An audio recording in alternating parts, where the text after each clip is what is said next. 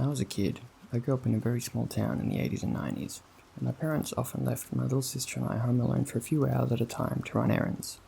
My mum had two brothers. We lived in the same town as one of her brothers and his family. Being a close-knit family, my cousins and I were always over at each other's houses. The adults would leave us alone a lot back then. It was standard to tell kids, don't open the door for anybody, and don't use the stove. We never thought anything about it.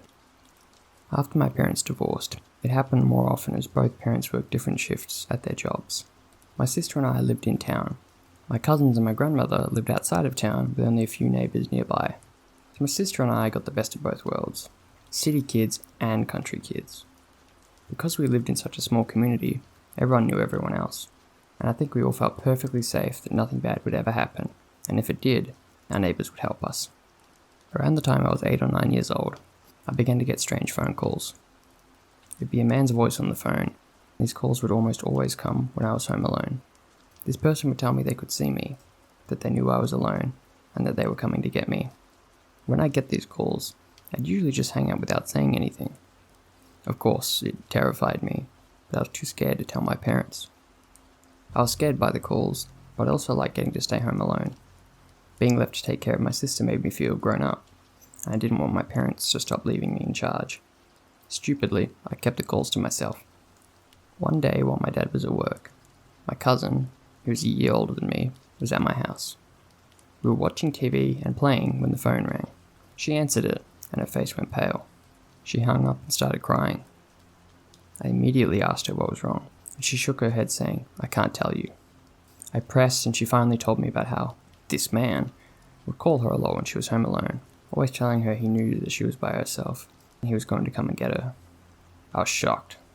I explained that I'd been getting the same calls, and we immediately agreed it had to be one of her older brothers or their friends playing a mean joke on us. We calmed down and kinda laughed it off. I didn't get another call for a while after that, so I almost forgot about it. In the summer between my 6th and 7th year at school, my grandmother had taken a part-time job. My mum lived in another town. So my sister and I were home alone almost all day every day while my dad worked. We spent our days outside playing in the yard, riding bikes around the neighbourhood, and canning in our backyard a lot. One day, my sister went to a friend's house, and my cousin was back at my house. We were listening to music and dancing around the living room when the phone rang. I picked it up, and there it was, the voice. At this point, I was 12 years old, and I'd developed a little bit of an attitude. When the man told me he knew we were home alone, I laughed and said, "Liar." He waited a moment and said, "I can prove that I know you're alone." I laughed again, a little more nervously this time, and said, "Oh yeah? Then do it." His response was, "I love that little yellow tank top you're wearing today." But this time, my cousin had turned off the music and was watching me, so she saw when the colour drained out of my face. I was freaking out. I had just gotten a new outfit which I was wearing, a yellow tank top and jean shorts, with matching yellow and pink patches. I yelled, "Leave us alone," and slammed the phone down, my heart racing. I started crying and told my cousin it was him. He knows we're here by ourselves. I ran over to shut the living room curtains and my cousin said, "I think we should call somebody." I agreed, but instead of calling the police, she picked up the phone and tried to call her mum at work. We got no answer. I called my dad's work and left a message with the gate guard to have him call me. As we were debating what to do next, I heard gravel in our driveway crunch under the wheels of a vehicle. I ran to the window and peeked outside to see a small red car sitting in the driveway. I didn't recognize the car, and I didn't recognize the man and woman inside it. In our tiny little town, even if I don't know someone's name, I'd surely know their face. But I didn't know either one of them. I froze with fear as I watched them talking to each other, and my cousin ran to lock the back door. We had no weapons, and no real way to try and defend ourselves, other than my softball bat, which was outside in the carport. As my cousin came back into the room, she hissed, "We have to hide." My cousin hid in a small space between a tall bookshelf and the wall, and I threw myself behind our recliner, which faced the window. I watched in horror as the woman walked up to the front door. Instead of knocking, she tried the knob. I tried to quiet my breathing, convinced she might be able to hear me, and watched her shadow through the curtains as she walked around to our carport. Sure enough, I heard the doorknob jiggle. There was a pause, and then the door shook as if someone was trying to force it open. I covered my mouth and forced myself not to scream. After what felt like an eternity, the sound stopped and everything went quiet. was too afraid to move, so I just waited. I have no idea how much time passed, but eventually we heard the car backing out of the driveway. Once I got the courage, I ran to peek out the window again to make sure they really had left. I saw no trace of the red car, but I was still racked with fear. I told my cousin she could come out, and we hugged each other in relief. Even though we were scared to go outside, we decided to get on our bikes and ride to the office my aunt worked in. Once we were there, we told her everything, the phone calls and how long they'd been happening, the red car, and the description of both people inside. She immediately called the police, and we had to give our statements about it all. When my dad got home from work, he asked me why I'd called the gate guard, and my aunt filled him in on everything. From that moment on, we weren't allowed to stay home by ourselves again until I was probably 16. We never heard anything else on the case. We also never got any more phone calls again. It's been years and I still think about the situation often. We never found out who made those calls, or who those people in the red car were. The phone calls could have just been some mean prank, and those people could have just been simply trying to rob the house or something, but the coincidence that day was crazy. I have no idea if the man kept watching us as we grew up, but the whole thing definitely made me paranoid about a lot of things, and I always make sure to keep a weapon near me at all times when I'm home alone. Now, as a single mom, I'm forced to leave my kids home alone occasionally, and I am overly protective with them, giving tons of instructions and rules about what they can and can't do. They may roll their eyes at me, but I know the dangers of the world, and I'd rather be safe than sorry. So, to the man and the couple in the red car, let's not ever, ever meet.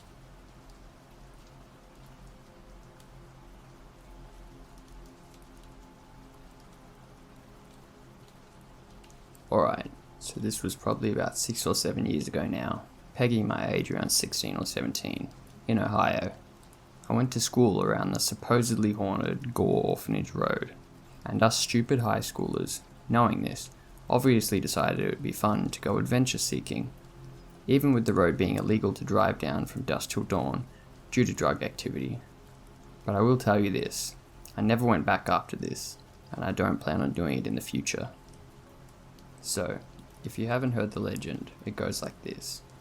There was an orphanage called Gore Orphanage in the Amherst, Ohio area, where there was a fire and all of the children and caretakers were killed.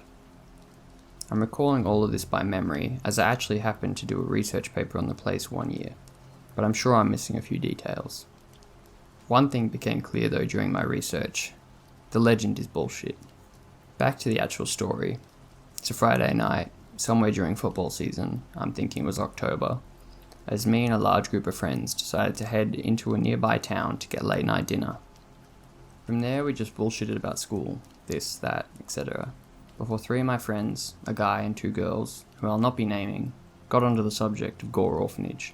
Stupidly, we all decided to go at around midnight. We drove out to where the road starts, goes downhill into a marsh-like area where there's actually a gate that was supposed to be closed. Didn't think anything of it at the time, as I'd been down here a few times myself and it was never closed, not even after dark. We made our way downhill, just fucking with each other in the car, trying to scare one another. My male friend is driving his car, I'm in the passenger seat, and both the females in the back. The road, down by the marsh area, curves to the right, whereupon a little ways forward, there's a one-vehicle bridge. I remember it because of the copious amounts of graffiti on the metal guardrails, and a sign at the far end of the bridge. Can't remember what kind of sign it was. So, on the other side of the bridge is a little turnaround point. The road dead ends a little ways past this point, but on the right side of the road is where the trail starts. The trail to the supposed Gore Orphanage ruins. We briefly, and I mean briefly, discussed parking the car and going down the trail. Fuck that, right? Yeah, we thought so too. Instead of turning around there, we decided to go all the way to the end of the road to the actual turnaround. Here, the driver put the car in park, shut off the engine, and extinguished the headlights. It was all stupid, harmless fun, us scaring the girls. We sat there for about 5 minutes before we decided that we'd had our fun and it was time to go home. Car comes back on, light on, put it in drive, and we were back off down the road. Things seemed unchanged until we got close to where the trail started. On the left side of the car at the turnaround, there was a truck parked, engine off. Holy shit, where the hell did they come from? I thought. All of us were on the edge a bit now. My friend driving just sat there a few feet back from the truck with his foot on the brake. He was convinced it was just another group of idiots like us that gave in to the idea of going down the trail. Obviously, I didn't give a shit to find out and told him to get us out of there. But this is where it gets absolutely insane. We drive forward at a calm speed, passing up the truck and making the slight left turn onto the little bridge. And chilling, right there on the bridge, are 10 to 12 individuals in tattered robes of various colours. Some hooded, some not. And the faces of the unhooded ones were covered in shitty tattoos, or dirty and nasty beards and whatnot. Even worse, they were brandishing shotguns and hunting rifles, just staring at us as we came into view. At this point I'm mortified, thinking, holy shit, we're about to fucking die. The girls are flipping shit, but what my friend driving did I'll forever be thankful for. As stupid as we'd been up until this point to even find ourselves in the situation we were currently in, I'm glad that immediately upon catching sight of the Pope's hunting trip, he just gunned it, not even thinking about the possibility of hitting one of them. We sped past them and along the marshlands, now to the right of us, before flying up the hill back onto the main road. None of us could believe what we'd just seen. It felt like I was in a goddamn Stephen King novel. We joked about it afterwards, surprisingly, probably just to lighten the mood since we almost died. Thought that was it? Nah. So I get home, which is about 15 minutes away. I know, terrifying. And for obvious reasons I can't sleep, so I stay up pretty much all night long doing whatever it is I did at that age. Play video games, watch TV. But it's about 5:30 AM when my dad comes home from work. He's a state trooper and patrols the local area from time to time. To this day, I'm a little confused as to why he asked me this, as if he psychically knew that I felt like being an idiot that night. But he asked me, "Were you down by Gore Orphanage Road tonight?" Thinking he'd get pissed at me if I said yes, I lied. "No, why?" I asked. He started taking his bulletproof vest off and his gun belt before telling me, "Got a weird call about some satanic crap like chanting and fire down in the woods from Mr. X." I asked him if he went down there too, to which he replied that he did, with his cruiser shining spotlights into the woods, and there was nothing. Mr. X was the father of my friend in the driver's seat that night. I started to think he'd told him what happened, but I later decided this not to be the case for two reasons. I don't know why he would say anything to his dad about fire and satanic chanting. Didn't see any of that. And they live literally a 5-minute walk from that area, and he might have been able to see and hear these things. Nonetheless, everything went on as normal from then on out for me and the two girls. However, my friend who lives nearby began to be stalked by people who kept showing up on his front lawn, staring at his house every couple of nights. They'd spray paint shit on the trees in his front yard too, but he never discussed with me what they sprayed onto the trees, so beats me what it was. Thankfully, this stopped after about 2 or 3 weeks, as law enforcement started hanging out more. As curious as I still am as to what they were doing down there, I think it's better that I don't know. Whether they were worshipping the devil, sacrificing a goat, or cooking crystal meth, I'm just glad my friend's car interior didn't get a makeover consisting of pieces of my brain. Thanks for listening. Haven't actually told anyone about this before. I never want to meet these people again.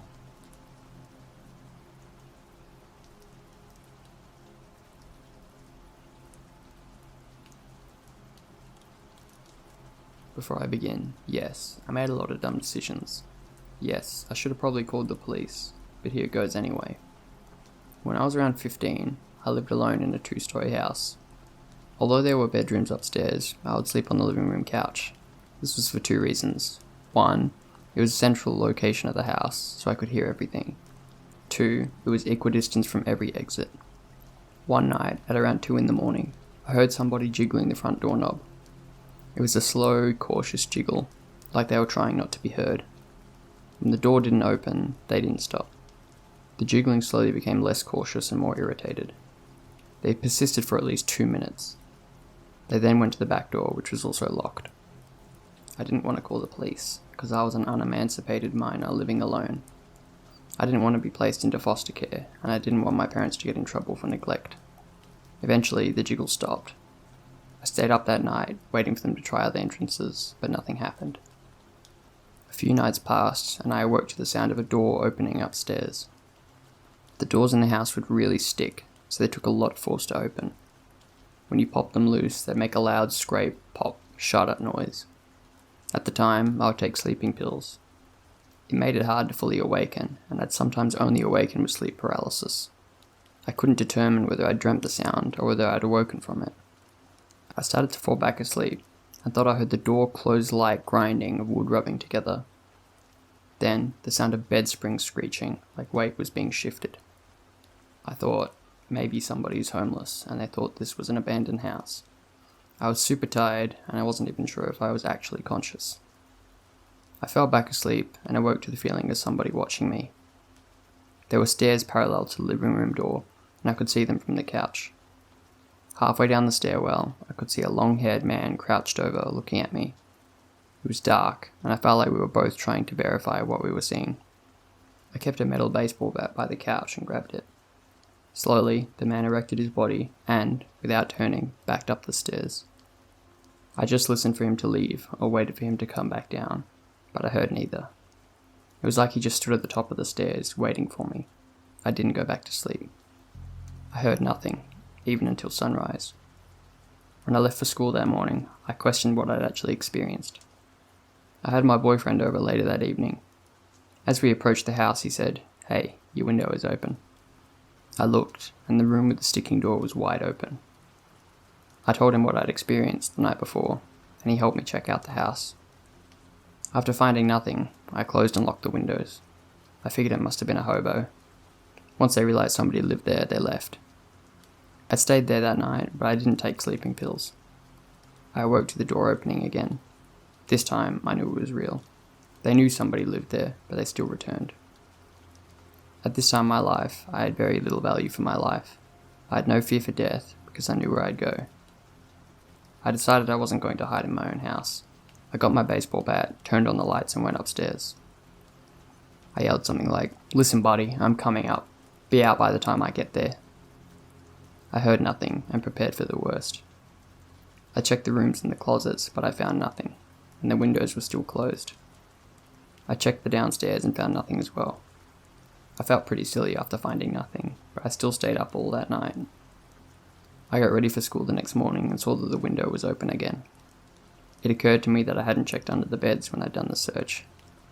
I didn't have my bat with me and bailed. To think that an intruder was possibly hiding under the bed as I searched the house is spooky. But I'm partially relieved that I hadn't checked. If I'd bent down and come face to face with the man beneath my bed, the story might have ended differently. So, to whoever watched me sleep from the stairs, return the next night and watch me search my house from beneath the bed. Not cool. Let's not meet.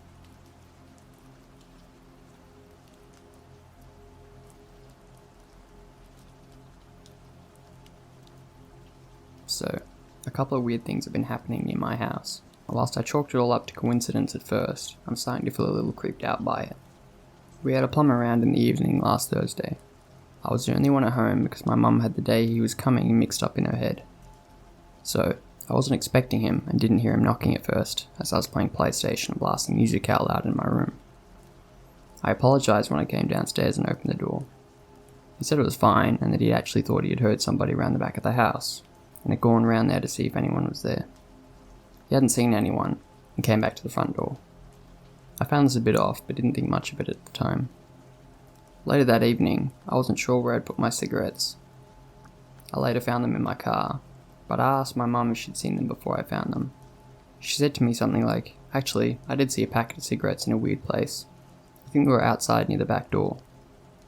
I went outside to look, and sure enough, there was an empty packet on the floor near the back door. But I only smoked the fresh burst ones, and this was an empty packet of normal cigarettes.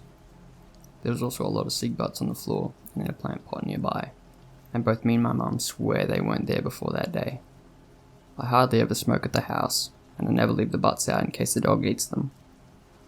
The only explanation we could think of was maybe the dog found the packet in the garden, from when some friends came round for a party months ago, but it looked in very good condition, and that doesn't explain the butts.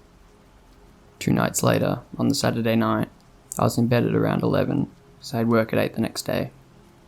My mum woke me up suddenly, shouting about the fact that someone had just chucked something at our front window. We peered out the front garden and onto the road and couldn't see anyone, but the garden is dark and there isn't a sensor light at the front. My mum speculated that it could have been ice or a bird, but when we came downstairs, we noticed that someone had chucked an egg at the window. It's possible for it to have been thrown from the pavement, but with the distance and aim, it seems much more likely that it would have been thrown from our front garden. We also found out the next night at a Christmas party that none of our other neighbours had been egged. Somehow it seems weird that someone would go out egging with just one egg.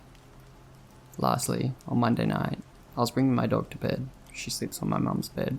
and my mum was asleep, and I heard what sounded like someone shunting into the back door 3 times. It's hard to describe, but it sounded like when someone tries to force a door open when it's stuck, and it really creeped me out.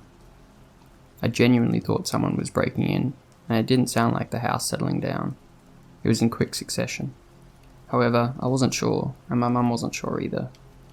My mum was asleep and didn't hear it, but she was creeped out when I told her. Nothing has happened since Monday, but I do feel a bit creeped out. I did wonder if someone was behind all these events. I'll update if anything more happens. Interestingly, a bloke that lives a few doors down is being stalked by an ex, and she got some of her friends to set his van on fire about a month ago. He put CCTV in the lane that runs to the right of our house. He goes to some garages and the back of some of the neighbours' houses, and saw some blokes in balaclavas creeping up there on several occasions. It has been suggested that it could be them, but I doubt it, as I know where he lives and they're only fucking with him, not anyone else.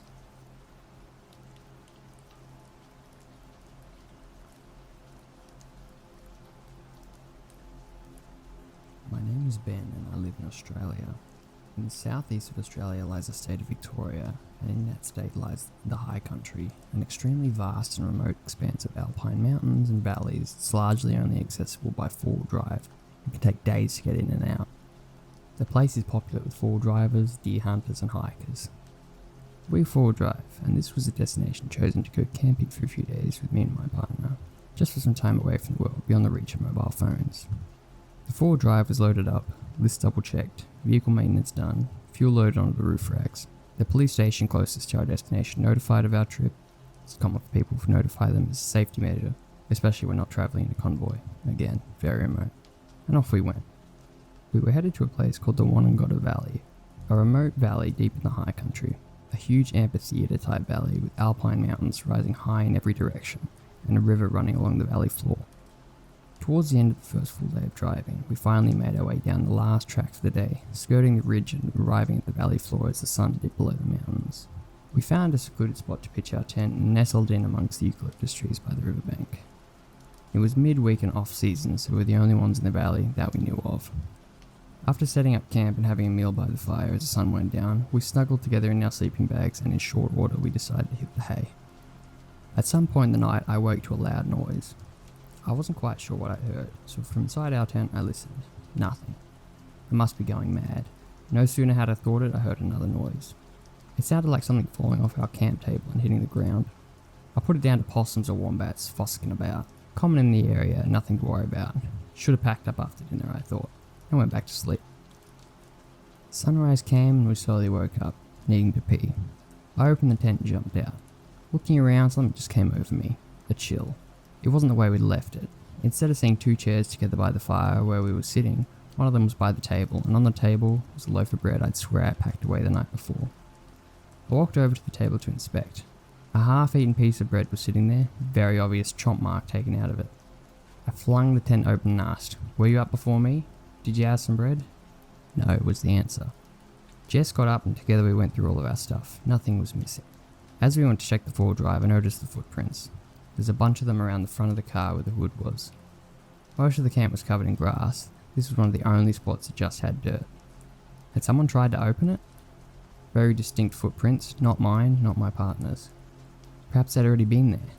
These camping spots are used intermittently, and obviously we weren't looking at the ground when we arrived the night before, with the sun setting. I don't think either of us wanted to actually admit what we were both thinking, that someone had been creeping around our camp in the middle of the night, far from civilization. We discussed if a possum could have made the bite marks, argued about if one of us had left the bread out, and eventually discussed moving on and camping somewhere else. After much deliberation, we decided to stay. I had a rifle in the 4-wheel drive, which I guess gave me an overinflated sense of safety, which in hindsight is a very poor choice. As the day rolled on, the sun shining and nothing eventful happening, I decided to walk across the valley floor. It was an open field of sub-alpine grassland. I walked about 800 metres to an old ruin of an isolated homestead built by settlers who ran cattle in the valley some 100 years ago. It's steeped in mystery.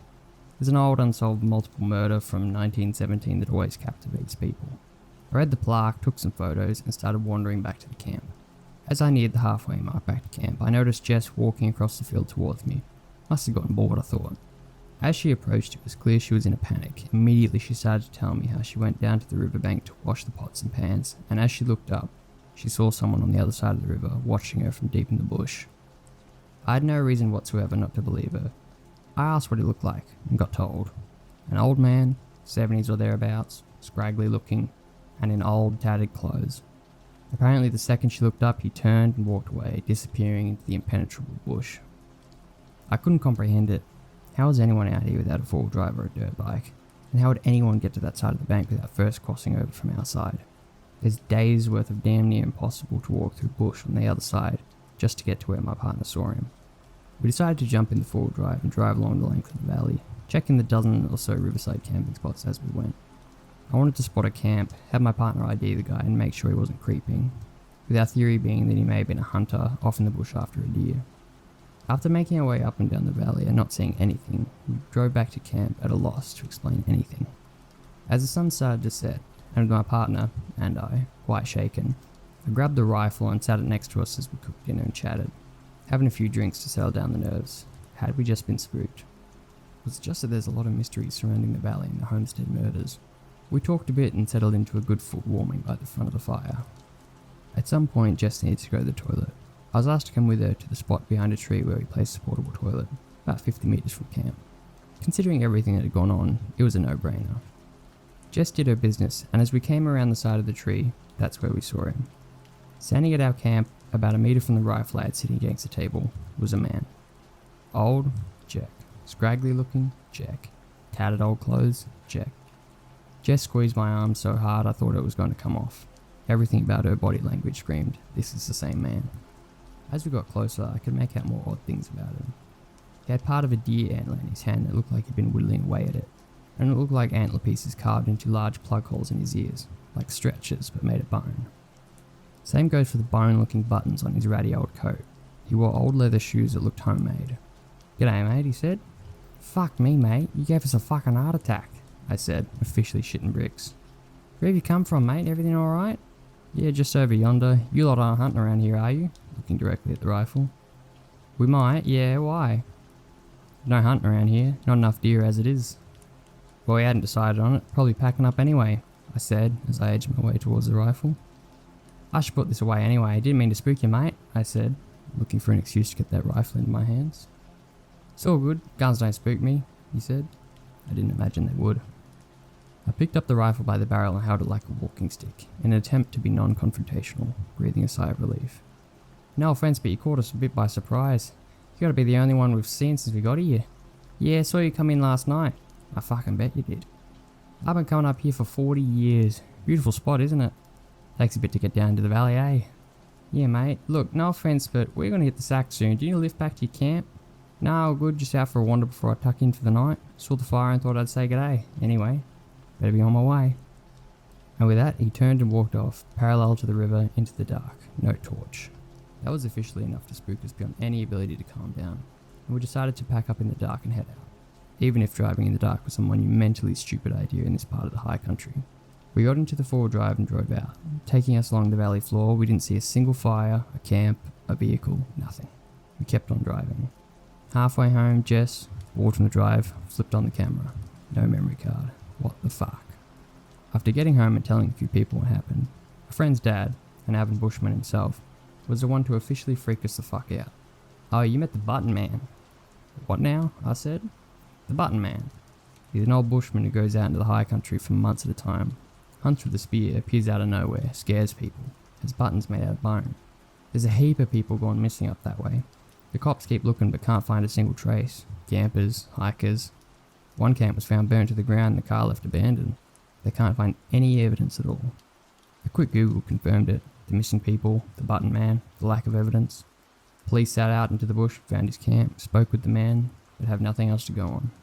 He's very real. Dozens have met him as he appears out of nowhere at their camp. But as for his connections to any of the missing people, only he knows. We don't camp that valley anymore. Hell, we don't camp that side of the high country anymore. Anyway, that's our story of how we met the Button Man.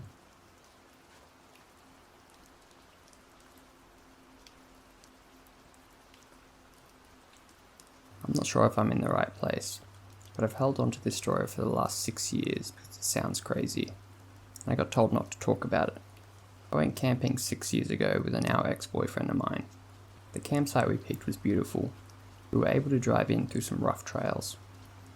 The spot we picked was next to some hiking trails that weren't very far from some natural hot springs and a huge waterfall. We were in the middle of nowhere. Absolutely no one was around. We set up camp next to the car, went hiking, soaked in the hot springs, and came back and had dinner. It was all very normal, until we woke up the next day. I need to give some context as to how we slept that night so you can understand my confusion. Before we went to sleep, put our food cooler and our stereo that we bought back in the car and locked it. I put the keys in the front pocket of my backpack and put the backpack next to my sleeping bag on the far side of the tent, away from the door of the tent. My boyfriend at the time slept nearest to the door of the tent with a gun next to him. We woke up the next morning and felt fine. I had slept hard, and from inside the tent everything seemed normal. When we got out, our campsite was absolute chaos. The fire pit we had made was ruined. The cooler had been thrown and food was scattered all over the place. The stereo was smashed to pieces, laying next to a tree. All of the car doors were open, including the trunk. We stood there for a minute in silence, just taking everything in. The woods felt off now. It was quiet, and not the beautiful campsite we had saw yesterday. Everything about those woods felt wrong now. My ex accused me of not locking the car the night before, and that an animal got into our stuff. I promised that I had locked it. I went to the tent to grab the keys from my backpack, but they weren't there. I found them later on the ground right next to the car. We quickly threw everything in the trunk and left. My boyfriend was quiet and wouldn't talk to me about what had just happened. He finally spoke up when we were almost home, and told me that he had a dream the night before about something kneeling over him in the tent holding his gun and just staring at him. When I tried to ask him more questions, he got quiet again, and said he didn't want to talk about it and that I shouldn't talk about it to anyone either. I've tried to forget about it, but I just can't. Something really wrong happened to us in the woods that night.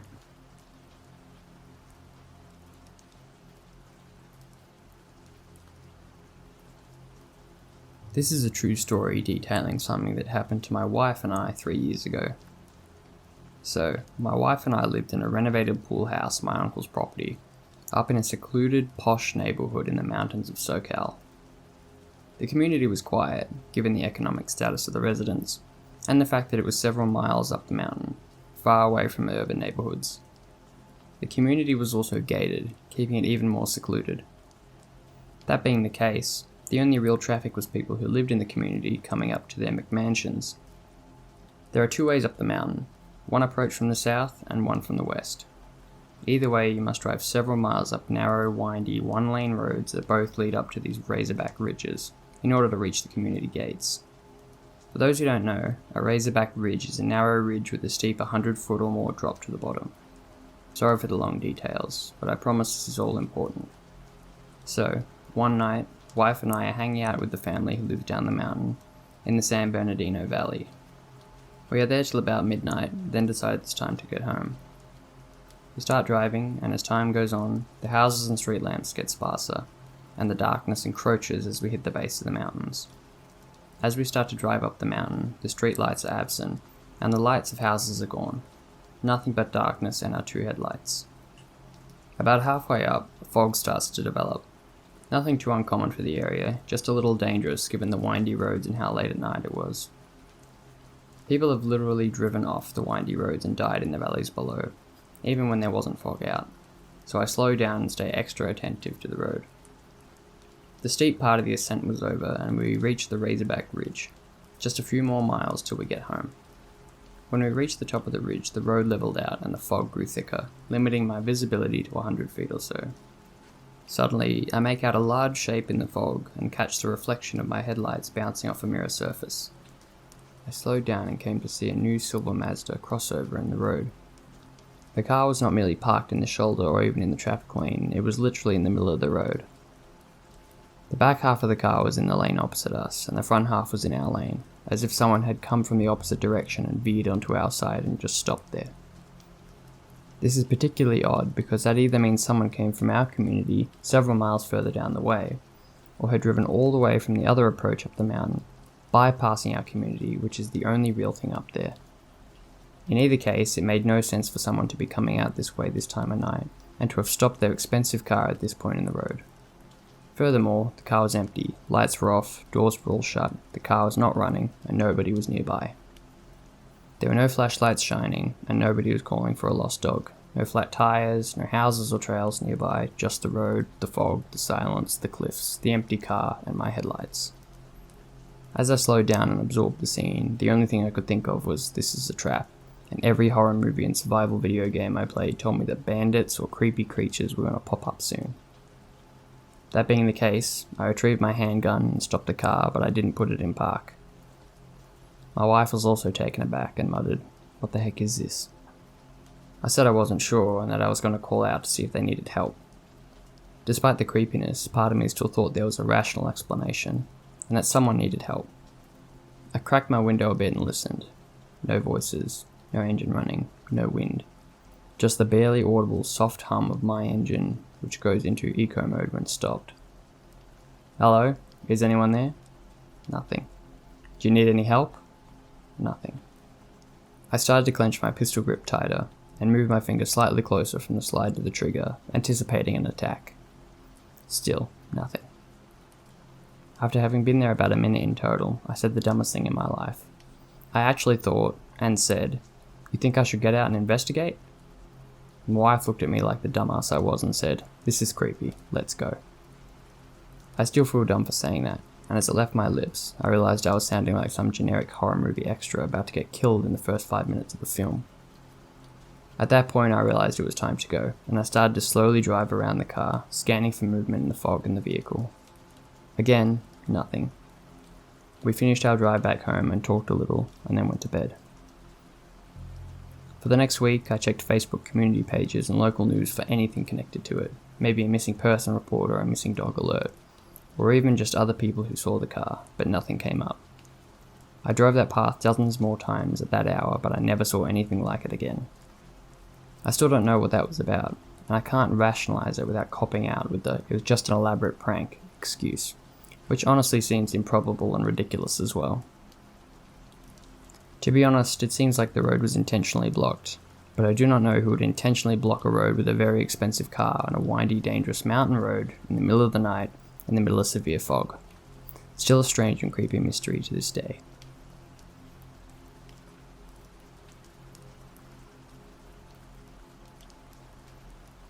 It was a Sunday, early in the morning. I live in the suburbs, but my parents own a farm that I enjoy going to because I get to see my dog. Her name's Molly. She's a mutt, but she's not a tiny dog by any means. At that time, I felt very safe around her and would often take her for walks in the forest that was nearby. The day started off like any other. Me and my dad got in the car, drove around for a while, and arrived at the farm. I immediately got out of the car and hugged Molly. My parents always got angry when I hugged her, since I'd smell like her for the rest of the day. I put her leash on and asked my dad if I could take her out for a walk. He always thought that we would just go down the road and back, but I always found it more interesting to take her into the forest. I always felt a certain kind of peace and relaxation there. It was unmatched by anything else. So, we took a turn and headed to the forest. Usually when we got there, I'd take her leash off, so she could explore on her own. Most of the time I'd carve my name into the trees or look for anything interesting. I was playing baseball with some rocks and a wooden leg, presumably from an old table, and that's when I heard it. Molly was barking at something. This wasn't usual when we were in the forest. I thought it was a fox or some other animal, so I quickly grabbed the wooden leg like a weapon. I knew that if it was a fox I wouldn't attack it, but I had a sense of security while I was holding it. I called out, "Molly, Molly," but she just kept barking. This was very strange for me, since she always came to me when I called. I followed the sound of her barks and stumbled across a scene that I'll never forget. There was a man, probably in his late 50s, half naked, carrying a large machete in one hand and holding moonshine in the other. This was the first time that I stumbled across someone in the woods, let alone someone half naked and carrying a big-ass machete. He was completely ignoring Molly and hacking away at the ground for some reason. I didn't really know how to handle the situation.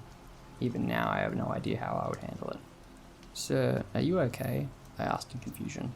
I don't think I understood the seriousness of the situation at the time. He turned around, revealing his face. He had some of the clearest blue eyes that I had ever seen to this day. I could see them so well because they were open wide. "Come here, boy. Look what I've dug up." I was afraid that if I didn't listen to him, he would start chasing after me, and that was something I wanted to avoid at all costs. I got closer but kept a good distance. I didn't see anything, except for an empty hole. He returned to hitting the ground with his machete, occasionally taking sips from the bottle. I used this window of time to get my dog, and started walking away slowly, so as not to notify him that I was leaving. But then I took one final glance at the man. His head was dug deep in the hole. I was intrigued, so I kept looking. I know, how stupid. He finally got up from the ground. I was shocked when I saw him carrying a bone in his mouth. I have no idea what animal it belonged to, if it even did belong to an animal. I had seen enough and started sprinting with my dog. As we ran, I heard him laughing, and then I saw something flying from the corner of my eye. It was a damn machete. I heard him yell, "Damn it!" This made me run even faster. I know the forest very well, so I wasn't afraid of getting lost. I ripped through the branches and bushes until I got out of that forest, but I didn't stop sprinting till I arrived at the garage, where my father was testing out lights on our tractor. I didn't tell him a single thing about the man, since I was afraid he'd get angry and wouldn't allow me to walk Molly anymore. I never went to that forest alone ever again. So, the man with the machete and the bone in his mouth, let's not meet.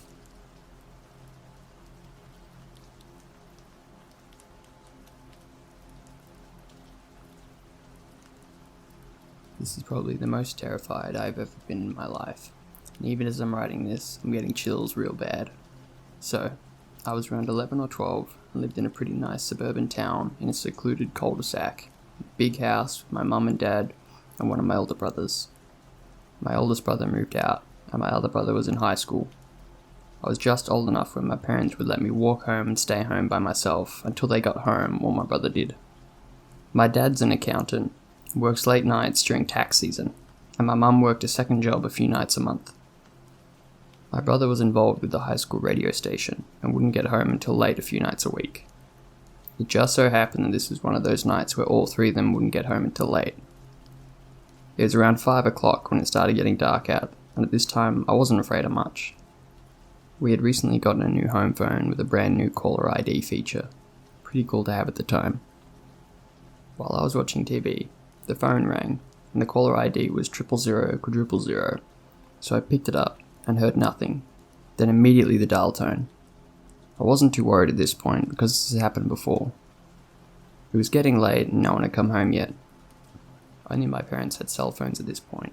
I didn't want to call and be annoying, asking where they were, and I had no way of calling my brother. About a half hour later, the phone rang again, and the caller ID this time was blank. I picked it up, and this time I heard breathing. Not real heavy, but kinda soft. It was obvious someone was on the other end. I froze for a minute, just listening, terrified. Middle of winter, snowing hard outside where it's pitch black and I'm home alone. I hung up and called my parents right away. Both of them worked about 25 minutes away, hadn't left work yet, and wouldn't be for a while because of bad road conditions. At this point, I'm about ready to piss myself, I'm so scared. I turned on all the lights on the ground floor and refused to go upstairs or in the basement. Soon after, I got another call, and the caller ID was blank again. I didn't pick up, but it went to the answering machine, and all it did again was the soft breathing. That's when I heard a lot of creaking noises, and what sounded like footsteps upstairs. I noped the fuck out of there so fast, grabbing my coat and boots, and I ran outside and waited in the front yard in the snow until my brother came home shortly after. I told him what happened, and we went inside and looked around, but didn't see anything. I played him and my parents the machine message later that night, but they told me it was probably a wrong number. To this day, I still think about it sometimes, and it always gives me the chills thinking about someone hiding in my house calling me. Has this ever happened to anyone else? Can people really manipulate caller ID numbers and stuff like that?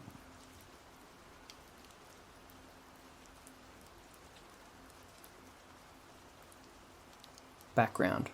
I work summers as a camp counsellor in the northern parts of Ontario, Canada. On the date this particular incident occurred, I was camping with a group of 10-year-old boys on the same lake the summer camp was based on. So, like a routine camping trip, we canoe out to the site and set up our tents. Me and my co-counsellor, Matt, take turns supervising the kids while they swim, build forts, play games, etc. We cook some food over the fire, sat around and tell stories, cook s'mores, the typical Canadian camping experience. Around 9:30ish, I tell the kids it's time for bed, and they head into their tents, which were positioned a small walk away from the shoreline, but still in line of sight from where we had the fire pit. So, the kids had gone to bed, Matt and I are shooting the shit by the water, smoking a cigarette, just basically hanging out before we decide to head to our tent and call it a night. What happened next still troubles me to this day, and remains my go-to scary campfire story. We were both gazing into the pitch-black night water when we saw a small light approaching us slowly and slightly above the water level. We speculated what it could possibly be for a few minutes, before it came close enough for us to see that it was mounted on the front of a kayak and that someone was approaching our campsite. Now, it is important to note that as a camp counselor, part of our training goes over how to deal with stranger encounters in an environment where we are responsible for a group of children on public property. I was prepared to give the mystery paddler the typical speech about how we are camping with a group from a recognized organization and we would respectfully ask that they find another campsite. However, this person's appearance shook me to the bone as the light drew nearer. Paddling this kayak was a woman, looked to be in her 60s. She had incredibly long wisps of grey hair that were trailing in the water. Her skin looked like old leather, and her dead-looking eyes were tough to spot under all the wrinkles. She looked directly at me, and when she spoke, I realized that she was missing most of her teeth. "Are all your children safe in bed?" she asked me, pointing in the direction of the tents. Not really knowing how to respond, and quite frankly shitting myself, I responded by telling her that they were fine and that she had to leave. "That's good, just as expected for this time," she said, with a smile, then turned her kayak and paddled off into the night. At this point in time, Matt and I, who were legitimately very creeped out, not only by the appearance of this mystery woman who resembled a freaking corpse, but also her inquiry into the whereabouts and safety of the kids we had brought on the trip. At this point in time, Matt and I were legitimately very creeped out, not only by the appearance of this mystery woman who resembled a fucking corpse, but also her inquiry on the whereabouts and safety of the kids we had brought on this trip. Not knowing what else we could do, we grabbed our hunting knives and sat by the fire after checking on the kids. Half an hour later is where shit started to get really creepy. Across the lake, a female counsellor was leading another trip for kids the same age as our group. She sent a text which read something along the lines of, "Hey Sean, stop screwing with us, this isn't funny. My kids are really creeped out." I instantly called her and let her know that I had just seen someone near my campsite that seemed eerie and that I was not trying to play a joke. Apparently, one of their kids had opened their tent door to take a piss and seen a woman with long hair standing with her arms open towards them near the shoreline.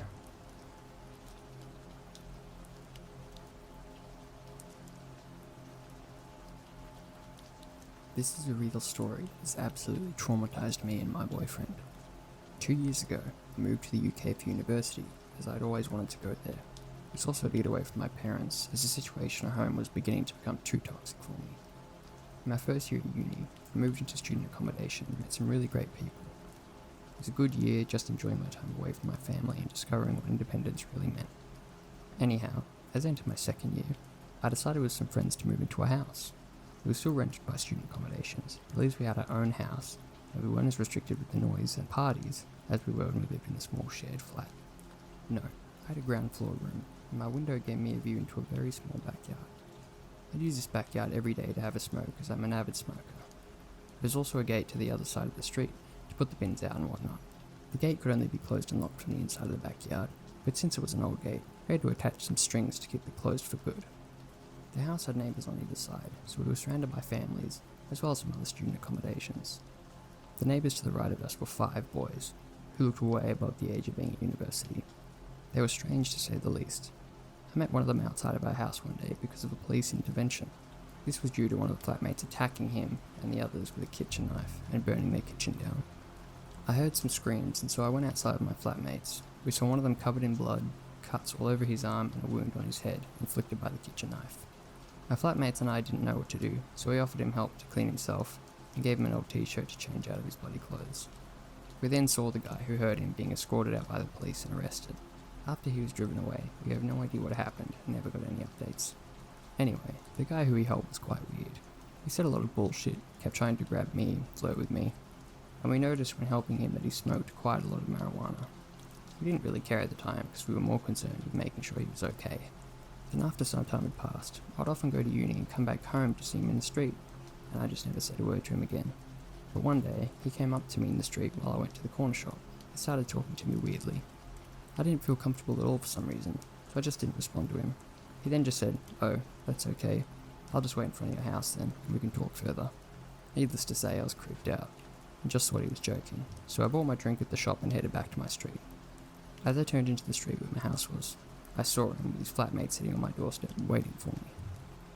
So I panicked and went back to the corner shop and called my only male flatmate to ask him to open the door and tell the guys to go away. But of course he wasn't home, and no one else was either. I decided to literally just wait it out until they left an hour later, then sprinted back home and locked the front door. It was worth noting that my front door has a glass panel on it where you'd be able to kind of make out who was standing in front of it. After this already pretty scary encounter, I just tried to avoid the guy, and mostly succeeded for a while. Then one day, as I was smoking in the backyard, I noticed that the wooden gate, which is always closed, was open, and the strings that were put there to keep it closed were cut off. For whatever reason, I didn't think anything of it. I just closed the gate again and put a new string on it. I must have thought it was one of my flatmates who took out the bins and just didn't tie it back. The weird neighbours would often scream, yell, and fight in the house, and it would wake my flatmates and I up in the middle of the night. We just kind of got used to it after a while. One evening, my boyfriend was sleeping over like he usually did. He, who usually never ever wakes up because of a noise, woke up in the middle of the night because of a bang and some whispering. I was sound asleep, so he very silently woke me up. We both just waited in the dark and listened for any other noises. Suddenly, we heard the wooden gate bang, and it just shot open, and there were some footsteps next to my window. I always had my window open because it would usually get really warm inside. We both just froze. And then we heard the door leading to the backyard get shaken softly, as if they were trying to get inside. Then they stopped. Luckily, we had the curtains closed, so they couldn't see us. We were ready to get dressed and get the fuck out of the room and lock them in, if they came in from the window. Then we heard my window move, opening more, and one of the guys said something in a language that we didn't understand, and we heard them trying to get in. My boyfriend and I just shot up out of bed, grabbed my phone, put clothes on, ran out of the room, and ran out of the house. I called my flatmates and told them to lock themselves in their rooms, and only then I called the police, who luckily came in less than 5 minutes. The police station was only a couple of streets down from us. I don't remember anything after the police came. I think my boyfriend and I were in shock. They ended up catching one guy, while the other fled, and was later found a few streets up smoking weed. The police told us they went inside of the house and found a lot of meth and heroin, and that they were carrying a massive kitchen knife with them. I was so confused as I've never done anything to offend or done anything wrong to my neighbours. So the idea of them breaking in with God knows what intentions and a kitchen knife terrified my boyfriend and I. The two guys ended up being arrested, and one of them was put in prison for 2 years for carrying a weapon with intention to harm. I never heard anything else from the police, and I moved back home a few months later, as I was so scared. It tormented me for months on end, not knowing what would have happened if my boyfriend didn't wake up. I'm still coping with it now. I'm finding it really tough to get over. I'm always asking myself, what if? Now I often wake up because of the slightest noise and get horrible nightmares because of it, but hey, at least I'm still with my boyfriend and we often talk about it and it helps a lot. So to my old neighbours, let's not meet again.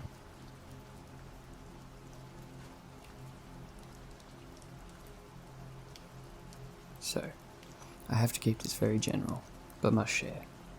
Also, please keep in mind I was 22 years old, not even out of grad school when all this went down. I'm a therapist. While I was in grad school, I began an internship that provided group and individual counselling to a halfway house. This halfway house was run by a church and their well-meaning congregation, but it was a bit of a mess. After several months of working for them, I got a phone call from the house parent that said none of the residents were willing to attend group sessions if their new housemate would be involved. The house parent made some comments about typical house drama, so I wasn't too worried about it, and just told them to go ahead and bring the residents to the clinic and I would work with the new housemate privately to figure out what was going on. I met with the new housemate first and they seemed a bit reserved and untrusting, but nice. When I asked about issues in the house, they gave a small curved smile and raspy chuckle / scoff. I pushed them a bit further, but all they would say was that the others were scared. We ended our session agreeing to meet weekly. I had the group session next, new housemate not included, to get a feel for what was going on from the others. When I walked in, I could tell there was something seriously wrong. Their faces looked terrified, their general appearances were dishevelled, and they were all looking anxiously around at each other. I asked what was going on and no one answered. They asked me what I thought of the new housemate, and I redirected back to them. The anxious eye contact continued. I asked again, and reminded them that change and growth couldn't occur without honesty. Finally, one of them started talking. Here's the story from that perspective. We were told that we were getting a new housemate, that we weren't supposed to have much interaction with, and that they wouldn't be there long. No one would give us any info about why the new housemate would be getting the only private bedroom, or they wouldn't be participating in classes or group activities. They just told us to leave them be. This went on for 2 weeks. Then they started letting the new housemate hang out and participate in things. They would make some strange comments that would make us uncomfortable, but we would just ignore them. They wouldn't sleep. They would always leave their bedroom after they thought everyone was asleep, go into our rooms and check to see if we were actually asleep by holding their finger under our nose. Then, they would leave and walk through the backwoods. They would always be back in the morning, and we would tell the house parent, but would be told to be quiet and not talk about this with anyone. One night after dinner, we turned on the ID channel, and the new housemate was watching with us. A few minutes into the episode, they got up and walked into the woods. Usually they did this super late at night. A few minutes later, we heard it. Their name was in the episode. We couldn't be sure, so we went on the computer and checked, and saw that they had tortured and murdered several women. There's more details to the story I can't share, but needless to say, my new client was a convicted serial killer that raped, tortured, and murdered at least 3 women in our area. This person was being let out on a technicality that affected several of the murders they were charged with, so got released early on the condition that they lived under supervision. This particular halfway house was being paid to hold this person until a more appropriate structure was in place. After I had done my own research and confirmed, I went to my supervisor and professor, and the contract with that particular church and halfway house was terminated. Icing on the cake, the next year of my life was absolute hell as I was stalked, my home invaded, my dogs injured, my house and car vandalized, and several items that didn't belong to me were found in my attic that made it look like someone had been living there. I would come home and the house would look different than the way I left it. The police came to my house over a dozen times through that year and did nothing, so my family hired a security team and installed cameras. 6 months later, a perpetrator was arrested on my property, and eyewitnesses and evidence linked him to the crimes. The perpetrator had been out of prison for just over a year on rape and kidnapping charges. Guess who was from the same small hometown as the man arrested? My client. Here are some answers to a lot of questions. This incident was over 10 years ago, and the stalker is still in jail. I had just bought the house the week prior to all of this starting, so couldn't move somewhere else. No money. Several friends offered to let me stay with them, but the police and psychiatrists believed that the stalker would follow me because he was already fixated on me. I have no idea if that's how it works, but I listened to them. My brother, dad, and several friends rotated staying over with me for several weeks. There was no evidence of a connection between the stalker and the serial killer, but my brain sometimes begs me not to believe that. I lived in that house, alone, for another 3 years, then got married, and lived there for 2 years with my husband. I never felt at rest in that home, obviously. We own a new home now, and with the help of lots of dogs, cameras, home security, and a great therapist, I'm doing great, though I have severe night terrors from PTSD. The reason I was told they weren't stopping the serial killer from walking was because they were about to be transferred, and the house didn't want any big scenes or drama when the person was going to leave. Whatever. In terms of who this person is, I left out 2 major details that would be really easily Googled to find out who they are. Happy hunting.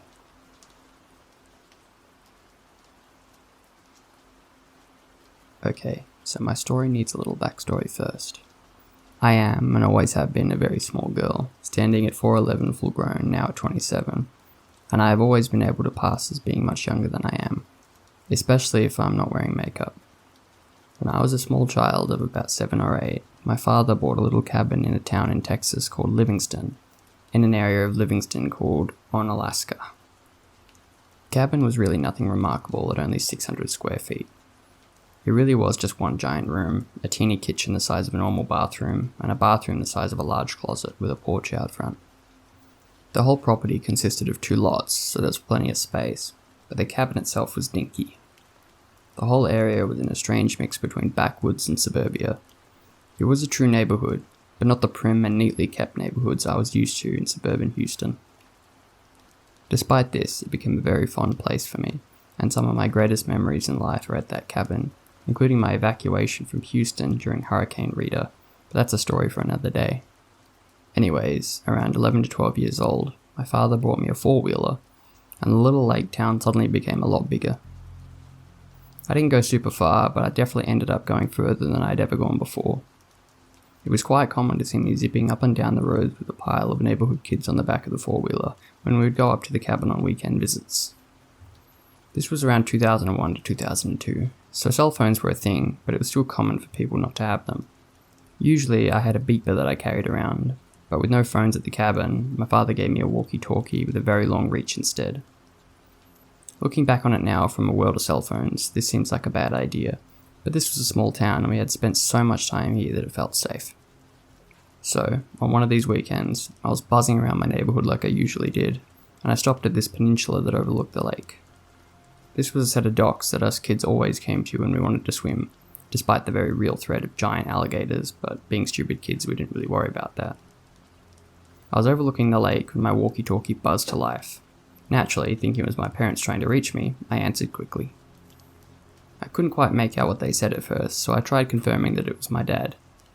This point in the neighbourhood was a little ways off from the cabin, but I'd reached my parents from this point before, so despite the fact I couldn't quite recognise the voice, I assumed it was my dad. Nothing seemed out of the ordinary at first. I don't remember exactly how the conversation went, but it was off enough that I remember being slightly annoyed. Garbled questions that I answered, but no answers that would have hinted who I was or where I was.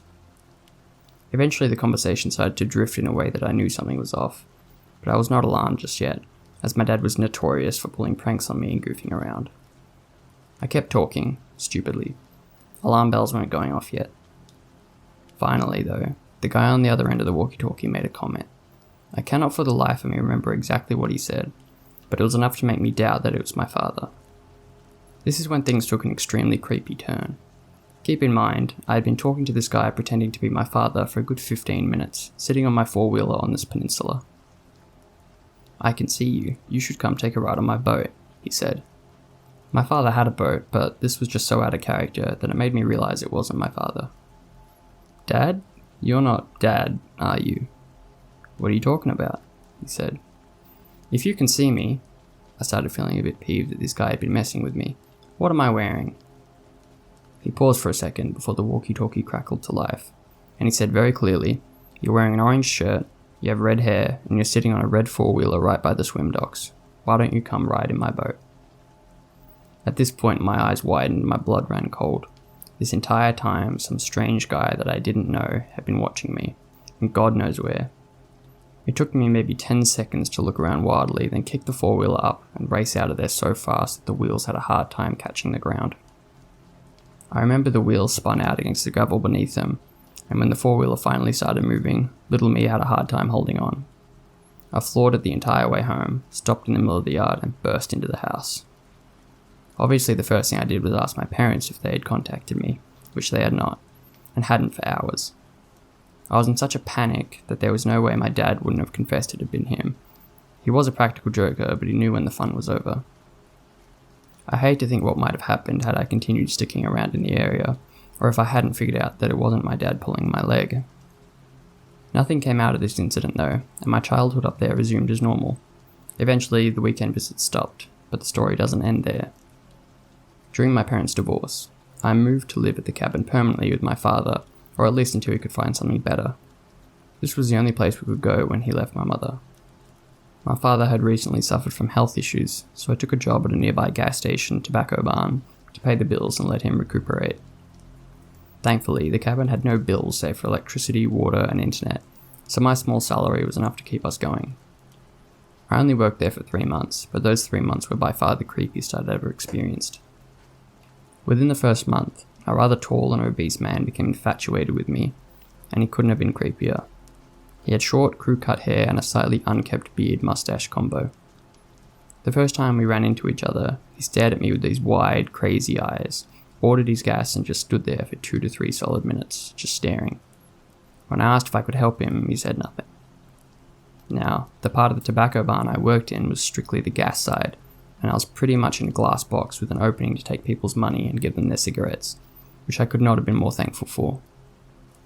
Several times that this man had come to visit, he would leave to pump his gas after staring at me awkwardly.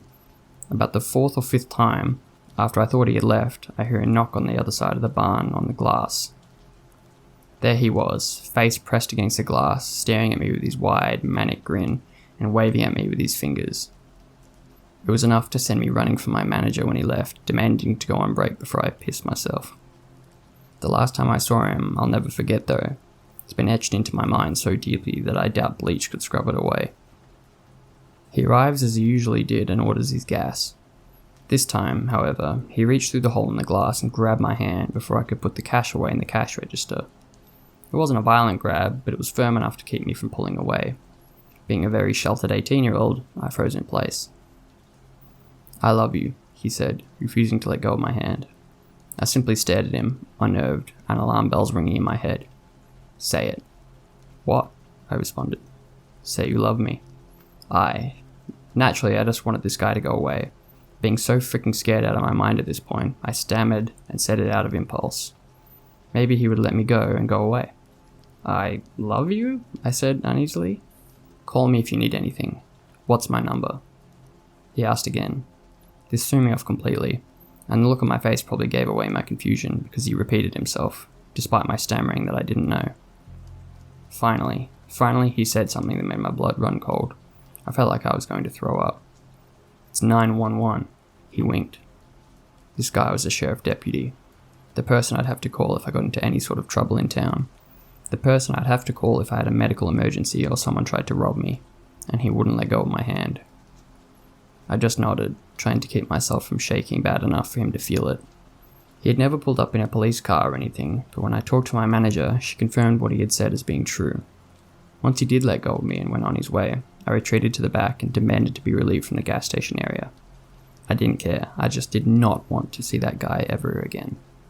Thankfully, we moved soon after, so I never had to, but I will never forget that leering grin that man gave me every single time he purchased gasoline.